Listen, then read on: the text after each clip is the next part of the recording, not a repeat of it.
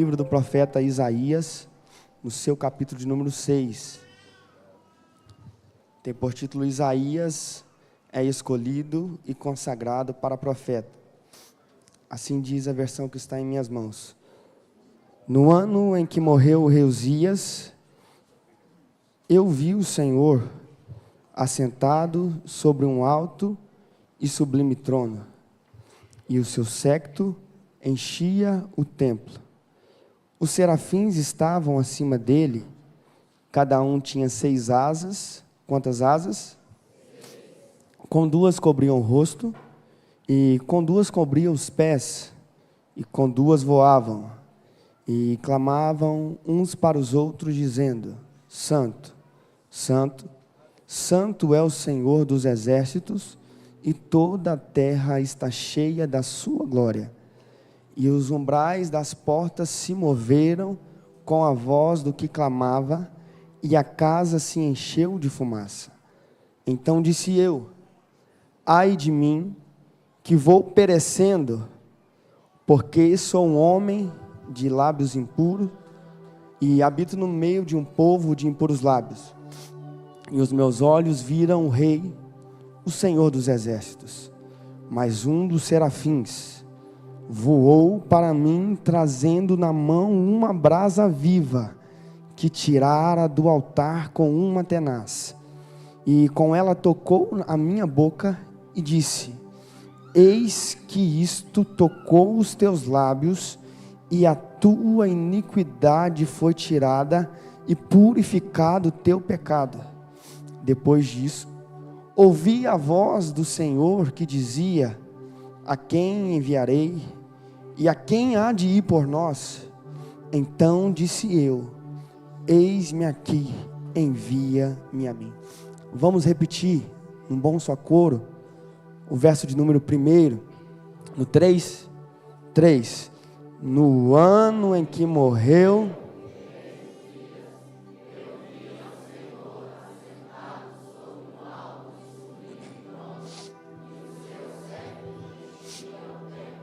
Deus, que o nosso amigo Espírito Santo nos ajude na exposição da Tua Palavra nessa noite, no nome de Jesus, amém. Amados e queridos irmãos, é bem verdade que este texto a qual eu li, a qual nós lemos, é um texto bastante pregado em nossas igrejas.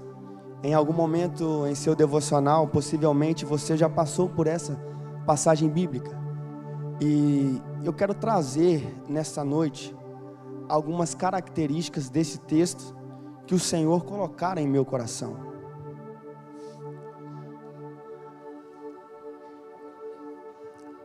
Nós lemos que um homem, por nome de Isaías, fora escolhido e designado por Deus para ser profeta.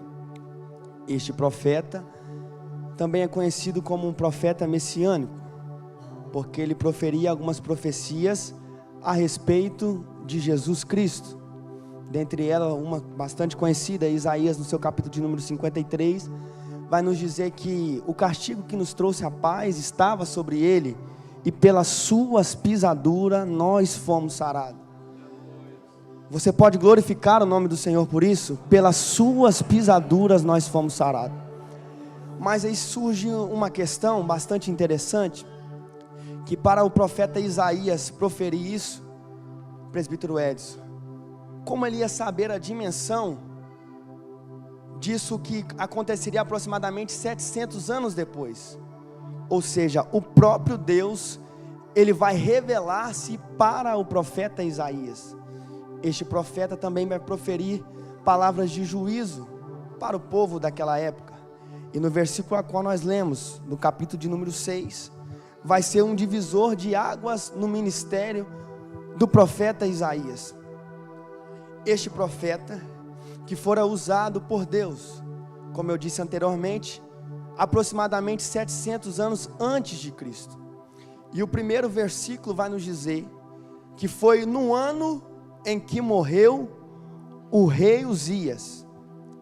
No ano em que morreu o rei Uzias.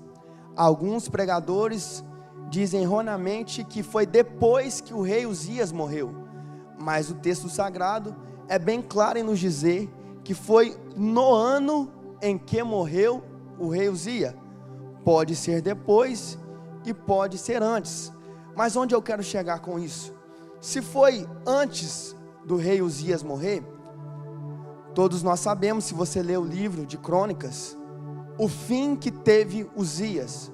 Uzias outrora fora um bom rei, só que no final da sua carreira, presbítero Natan, ele vai querer fazer aquilo que ele não fora designado por Deus, que era queimar, oferecer incenso ao Senhor. E nós sabemos que não adianta a intenção que está no seu coração, se você quebra princípios. Existem princípios que não podem ser quebrados, e o rei Uzias, ele vai quebrar um desses princípios. Ele não era sacerdote, ou seja, ele não poderia oferecer incenso ao Senhor, e uma grande lepra vai atacar o rei Uzias. Então, se foi antes do rei Uzias morrer, possivelmente o trono estava vago. Por quê? Entenda bem, se ele estava com a lepra, possivelmente ele estava afastado do trono, possivelmente estava outra pessoa respondendo no seu lugar, porque se ele estava atacado de lepra, ele não poderia exercer a função de rei. Se fora depois que o rei Uzias morreu, o trono, diácono Diel, estava sofrendo um período de transição. Ou seja, em primeiro lugar, se fora antes, o trono estava vivendo uma instabilidade. Se fora depois, da mesma forma, estava vivendo uma instabilidade e insegurança. Ou seja, nós podemos aplicar que o trono da terra, ele estava vivendo um período de instabilidade e de insegurança. O trono da terra, ele poderia estar vazio, mas o texto é bem claro em nos dizer que ele vai destacar na parte C do versículo: eu vi o Senhor assentado sobre um alto e sublime trono. Se fora antes ou se fora depois, não importa. Quero destacar que o reinado de Uzias estava vivendo um período de instabilidade. Mas o que me chama a atenção é que o reino da terra estava sofrendo um período de instabilidade, mas o reino do céu estava ocupado. O trono estava ocupado. O trono estava ocupado.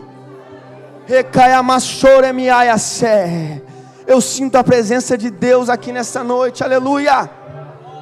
Ou seja, o reinado da terra estava em crise, mas o céu não estava em crise. O Brasil pode estar em crise, mas o céu ainda continua aberto para a defloresta em Ibatiba, e você pode levantar a sua mão e glorificar o nome do Senhor, porque a terra pode estar em crise, mas o céu, ele continua intacto. Recai amassore miai. Recai amassore miai. E para nós andarmos mais um pouco na mensagem, nós temos que caracterizar um plano de fundo para este texto. Nós já caracterizamos quando foi. Em primeiro lugar, quando foi?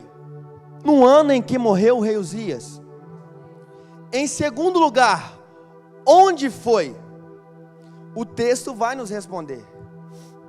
No ano em que morreu o rei Uzias, eu vi ao Senhor assentado sobre um alto e sublime trono, e o seu séquito enchia o templo. Então o verso primeiro, ele vai nos trazer a resposta de onde foi, em qual espaço. Nós vemos que o profeta, ele destaca que o seu séquito enchia o templo. Enchia o templo. Então nós podemos caracterizar as divisões do templo.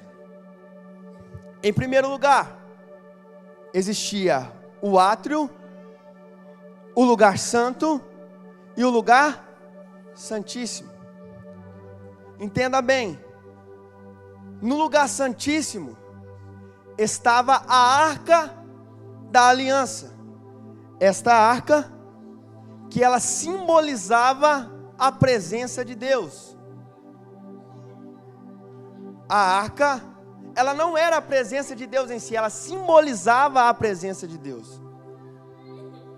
Mas nós vemos e sabemos, porque somos leitores da Bíblia Sagrada, que somente o sumo sacerdote, uma vez por ano, poderia entrar no lugar santíssimo. Mas entenda bem, Isaías, ele era profeta, ele não era sacerdote. Mas onde eu quero chegar com isso? Possivelmente, por Isaías ser profeta, o máximo, pastor Elias, onde ele estaria era no átrio. Porque ele era profeta. E somente o sumo sacerdote poderia entrar no lugar santíssimo, onde estava a arca da aliança, que simbolizava a presença de Deus. Mas o que me alegra é que o texto sagrado vai nos dizer que ele viu o Senhor, que ele viu o Senhor. Isaías, ele não precisou entrar no lugar santíssimo para ver a representação de Deus. Ele viu o próprio Deus. Ele viu o próprio Deus assentado sobre um alto e sublime trono.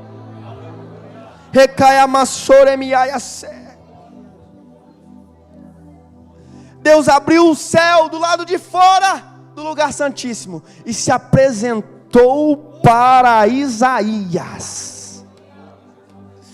Isaías, no verso 1, vai destacar que o seu trono, ele era alto e sublime, um trono muito belo. E nós vemos 3 verdades sobre a revelação de Deus. Em primeiro lugar, a revelação de Deus para o homem não depende da sua posição.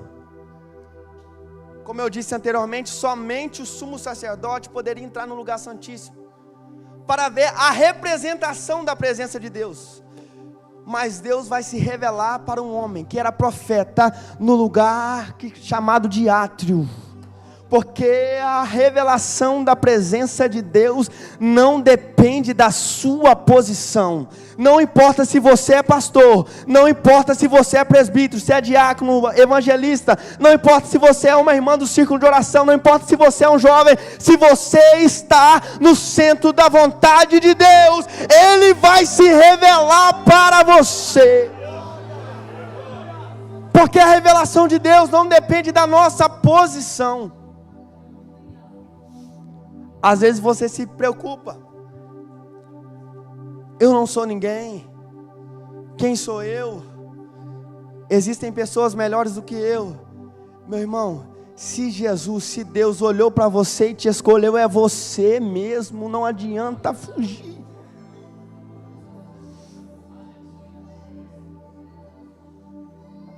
Em segundo lugar, a revelação de Deus para o homem não depende da sua condição. Nós vemos que o profeta Isaías, ele mesmo vai destacar, presbítero Aleph, a sua condição. No verso de número 5, ele vai dizer: ai de mim, que vou perecendo, porque sou um homem de lábios impuros. Eu e você somos pecadores. Nós sabemos a nossa condição. Outrora estávamos mortos, mas o Senhor Jesus, Ele nos trouxe vida. Eu e você não merecíamos estar aqui, mas a graça do Senhor nos alcançou. Deus não está se importando com o seu passado. Deixe o passado de lado. Deixe tudo de lado para viver o novo de Deus. Deus tem coisa nova para você. Não importa a sua condição, o céu vai se revelar para você. O céu vai se revelar para você.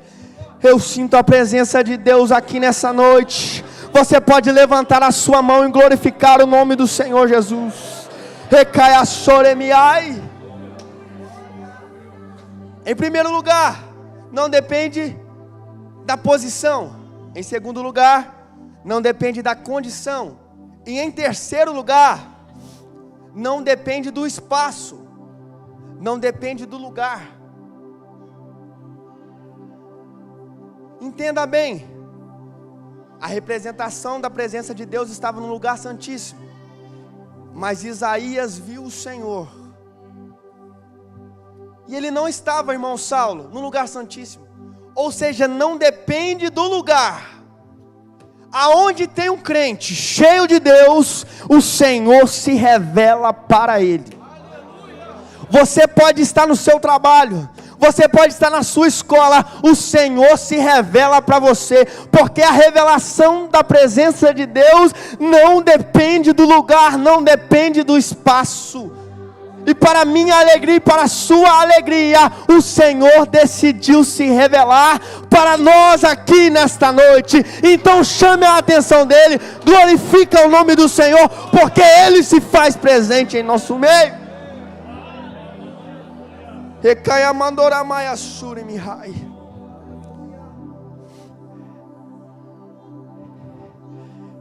O profeta Isaías, ele vai ver o Senhor assentado em um alto e sublime trono.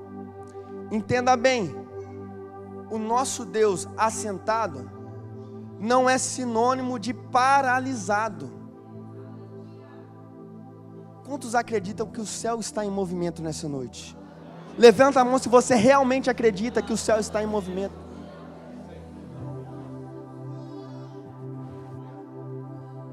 O Senhor assentado, ele faz mais do que todos nós em movimento. Como assim, Gabriel? Vamos à Bíblia, Evangelho de Jesus Cristo, a qual escreveu João no seu capítulo de número 4. Pastor Elias, Jesus Cristo estava sentado à beira do poço. E a salvação vai chegar para uma mulher, que a Bíblia não diz o nome, só destaca que era a mulher samaritana, mas a salvação entrou na vida daquela mulher, teve transformação de vida, teve libertação somente com o Senhor assentado na beira do poço. Então o Senhor assentado, ele faz muito mais do que todos nós em movimento. Agora vamos para o versículo 2. Estou indo pausadamente para você entender o texto. Versículo 2: os serafins estavam acima dele. Cada um tinha 6 asas. Quantas asas? Com 2 cobriam o rosto e com 2 cobriam os pés. E com as outras 2 voavam. Aqui no versículo de número 2, nós entendemos com a pedagogia dos serafins a respeito da nossa adoração. Em primeiro lugar, o texto vai nos dizer que com 2 asas eles cobriam o rosto. Eles não se achavam dignos de olhar para o Senhor. Em segundo lugar, com as outras 2 eles cobriam os pés. Presbítero Eliezer, eles cobriam os pés, porque os pés descobertos, eles simbolizavam, no contexto terreno, ele simbolizava a vergonha. Portanto, todo súdito, para chegar perante a presença do rei, eles deveriam estar com os pés cobertos. E os serafins estavam na presença do Rei dos Reis e Senhor dos Senhores. Então eles estavam com os pés cobertos. E com as outras 2 asas, o que eles faziam? Voavam. Aí você pode chegar à conclusão. Imagine, presbítero Antônio, você pode colocar em sua mente: se eu tivesse 6 asas, eu ia voar rápido demais. Se eu tivesse 6 asas, eu voaria 300 km por hora. Mas os serafins, eles vão nos destacar e vai nos ensinar que a adoração a Deus é mais importante do que o trabalho que nós prestamos. Eles tinham quantas asas? 6 asas. Eles usavam 4 asas em demonstração de adoração ao Senhor. 2 cobrindo o rosto e 2 cobrindo os pés. E com as outras 2 asas, eles trabalhavam, eles voavam. 4 asas para reverenciar o Senhor. E eu quero trazer e aplicar para os nossos dias. Muitos estão preocupados demais com o trabalho, estão deixando de reverenciar ao Senhor. Reveja as tuas prioridades. É preciso nós voltarmos a reverenciar ao Senhor com totalidade. Não adianta você usar 6 asas em demonstração de trabalho, se você não reverenciar ao Senhor. É preciso reverência. A partir do momento que você sai da tua casa e vem para o templo, é preciso reverência. Cubra o teu rosto, cubra os teus pés, porque aqui nesta noite está o Todo-Poderoso Deus. Oh glória, aleluia. No verso 3, vai nos dizer que clamavam uns para os outros. Entenda bem, eles não estavam declarando para o próprio Deus que Ele era santo. Eles estavam, presbítero Edson, tendo uma conversa entre eles. O texto sagrado nos diz isso. E clamavam uns para os outros, dizendo: Santo, Santo, Santo é o Senhor. Imagine os serafins tendo uma conversa entre eles. O que você acha do nosso Deus? Ele é santo. E você? Ele é santo. Ele é santo. Ele é santo. Ele é santo. E toda a terra está cheia da sua glória. E toda a terra está cheia da sua glória. O nosso Deus, Ele é santo. Aí surge uma pergunta: por que os serafins, eles declaram 3 vezes que o Senhor era santo? Entenda bem, alguns associam que o profeta vai ter essa visão e está associando a Trindade, mas não. Aqui nós estamos vendo a visão de um homem judeu. Então ele não tinha essa visão de Trindade. Você pode estudar que nessa característica, no contexto histórico, isso é chamado de hebraísmo. Você observa em Gênesis, que vai nos dizer que Isaac encontrou um poço. Ou seja, Isaac, ele encontrou um poço que era mais profundo dentro de outro poço. Aí entenda bem, os serafins estão declarando entre si: o nosso Deus, Ele é santo. Vamos mais além. Se Ele é santo, Ele é santo, profundamente santo. E mais o que? Ele é santo, infinitamente santo. Você serve um Deus que Ele é santo. Você serve a um Deus que é poderosamente santo. Você serve a um Deus que é infinitamente santo. E para a sua alegria e para a minha alegria, Ele escolheu habitar em nosso coração.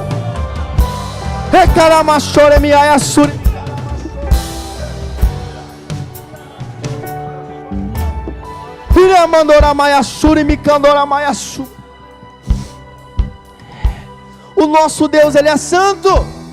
E se nós servimos um Deus que Ele é santo, é preciso santidade ao Senhor.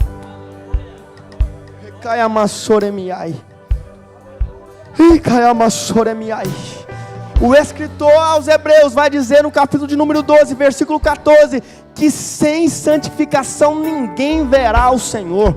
Então, se você quer ver o Senhor, é preciso se santificar todos os dias. É preciso andar em santidade, porque você está servindo um Deus que é santo, um Deus que é poderosamente santo. Você está servindo um Deus que é infinitamente santo. E digo mais, toda a terra está cheia da sua glória.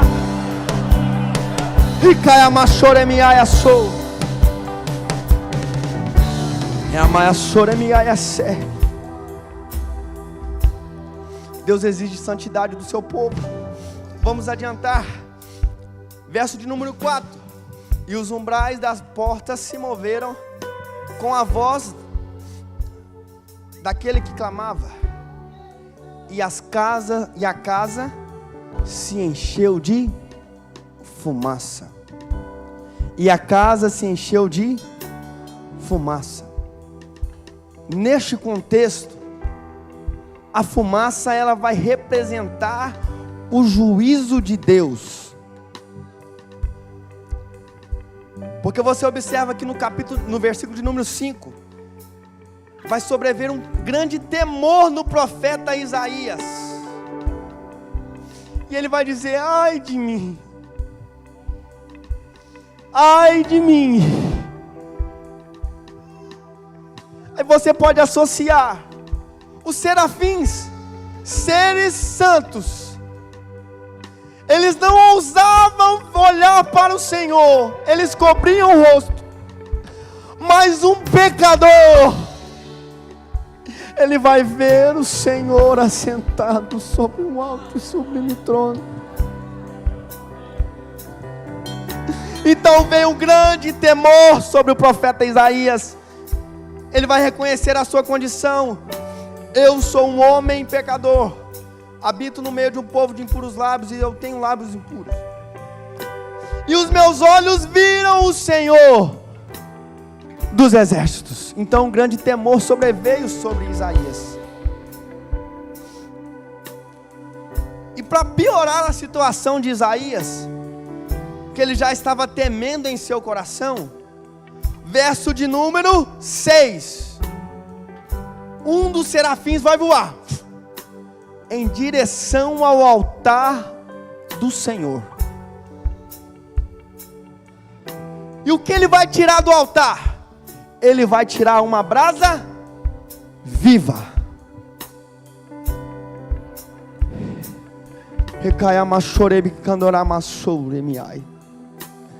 Serafins, seres que ardem em chamas. Mas entenda bem, eles não vão ousar chegar até o trono de Deus e pegar com as suas próprias mãos a brasa. Ele vai pegar uma tenaz e vai tirar uma brasa viva. E ele vai voar em direção ao profeta Isaías. Aí você imagina a reação do profeta Isaías: agora deu ruim, eu vou morrer, os meus olhos viram o Senhor, agora deu ruim para mim. Imagina a sua reação de um serafim voar até você, Diácono Arildo. Qual seria a sua reação? Ele temeu porque viu o Senhor. A minha reação seria o mais rápido, porque o ser voa. Eu só faria assim, mas não deu nem tempo. Mas só que o serafim, ele vai chegar com essa brasa, e vai tocar a boca do profeta. Ei, Isaías, essa brasa, ela não mata Cornélio. Essa brasa, ela não é para a morte, Acer. Essa brasa é para a purificação. Essa brasa é para a purificação. Eu sinto Deus aqui nessa noite. Essa brasa é para purificar o pecador do seu pecado. Recaia machora miaiaçu. Se coloque de pé nessa noite. Reamaia chore miaiaçu me canha madura.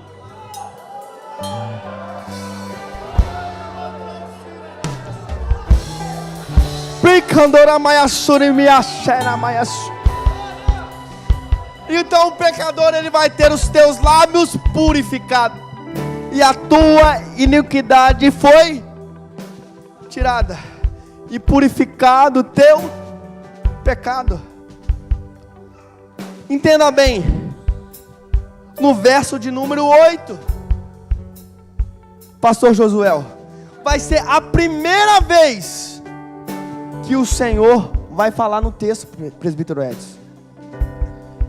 Eu estou aproximadamente 35 minutos pregando, pastor Edilson, e somente agora o Senhor vai falar para Isaías, e ainda não vai falar diretamente para o profeta. Imagine o próprio Deus falando. Ouvi a voz do Senhor que dizia: a quem enviarei? A quem enviarei? Purificado. Eu, envia-me a mim.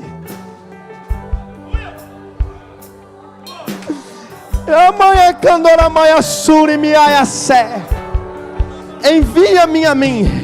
O Senhor falou de novo. Depois disso eu ouvi a voz do Senhor que dizia: a quem enviarei e a quem há de ir por nós? Então disse eu: eis-me aqui. Eis-me aqui.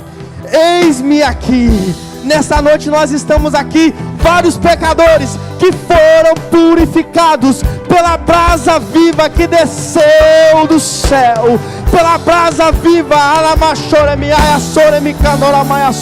Essa brasa, ela não te matou, essa brasa, ela te purificou, e você pode declarar: eis-me aqui, envia-me a mim.